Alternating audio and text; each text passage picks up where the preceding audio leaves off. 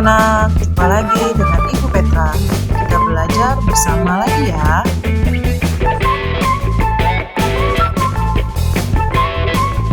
Materi kita hari ini adalah energi alternatif. Yuk kita belajar bersama-sama.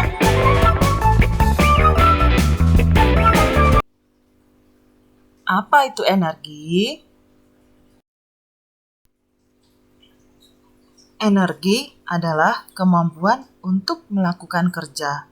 Jadi, dengan energi kita dapat beraktivitas.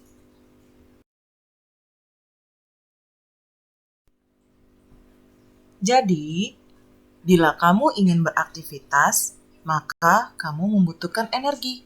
Sumber energi untuk kamu beraktivitas dari makanan. Dengan adanya energi, kita bisa melompat, berjalan, berlari, belajar, dan melakukan semua yang kamu inginkan. Sebelumnya, Ibu akan mengingatkan kalian tentang macam-macam sumber daya alam berdasarkan sifatnya.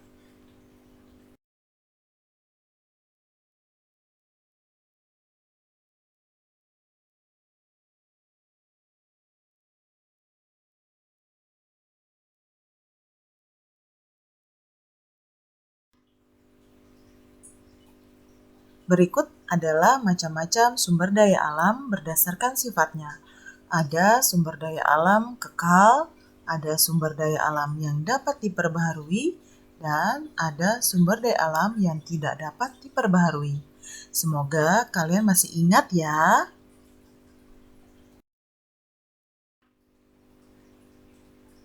Bagaimana ya kalau sumber daya alam kita habis? Ya kita harus menjaga dan merawat yang sudah ada, seperti melakukan penghijauan di rumah dan merawat hewan-hewan dengan baik.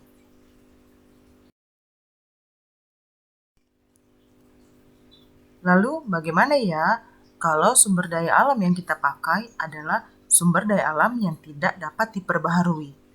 Nanti kan bisa habis.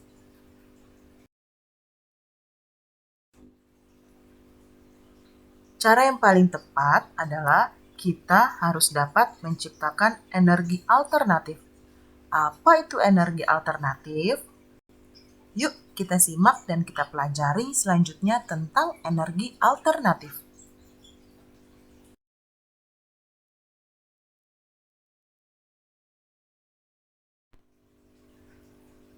Kita bisa membuat energi alternatif dari sumber daya alam yang terbarukan atau sumber daya alam kekal. Contohnya, ada matahari,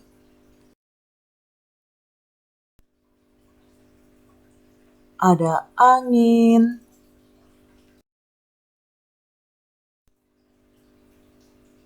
air,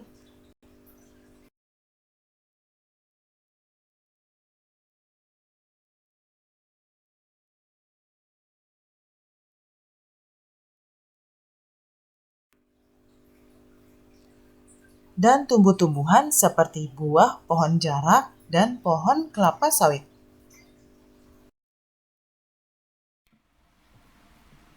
Sumber daya alam pertama yang kita bahas adalah matahari. Kamu tahu kan bahwa matahari adalah sumber energi yang paling berpengaruh.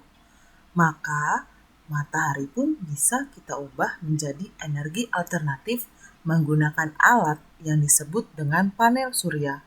Dengan panel surya, kita bisa mengubah cahaya matahari menjadi energi listrik.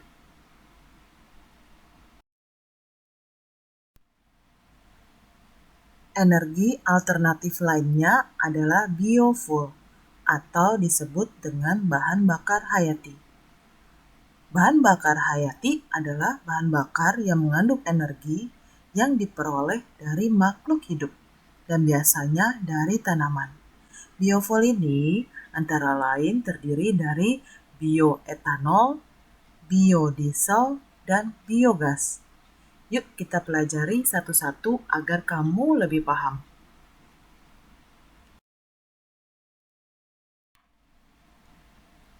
Yang pertama adalah bioetanol. Bioetanol ini bisa kita gunakan sebagai pengganti bensin. Bioetanol diambil atau diolah dari bahan baku berupa gandum, singkong, ataupun jagung.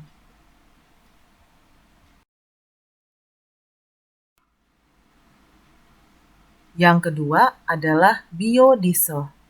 Biodiesel adalah bahan bakar alternatif yang biasa digunakan pada mesin diesel tanpa modifikasi. Biodiesel sumbernya dari buah jarak, kelapa sawit, dan kedelai.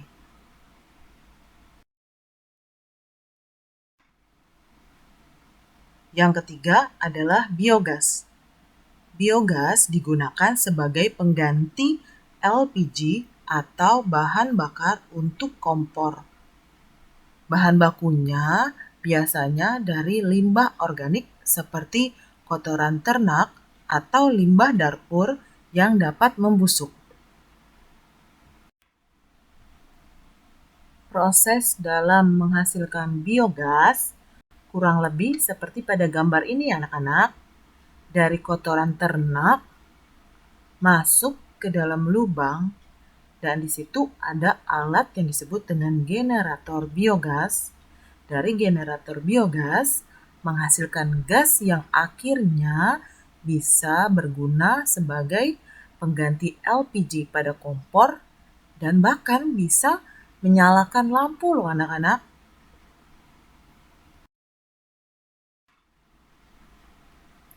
Inti dari energi alternatif adalah dari sumber daya alamnya.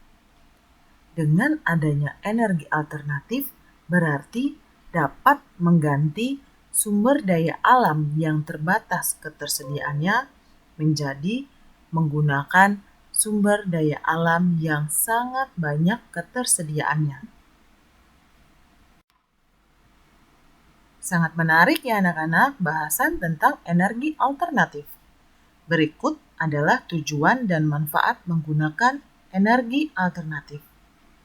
Energi alternatif bisa juga loh kamu buat di rumah. Ayo coba kamu pikirkan, energi alternatif apa ya yang bisa kamu ciptakan di rumah?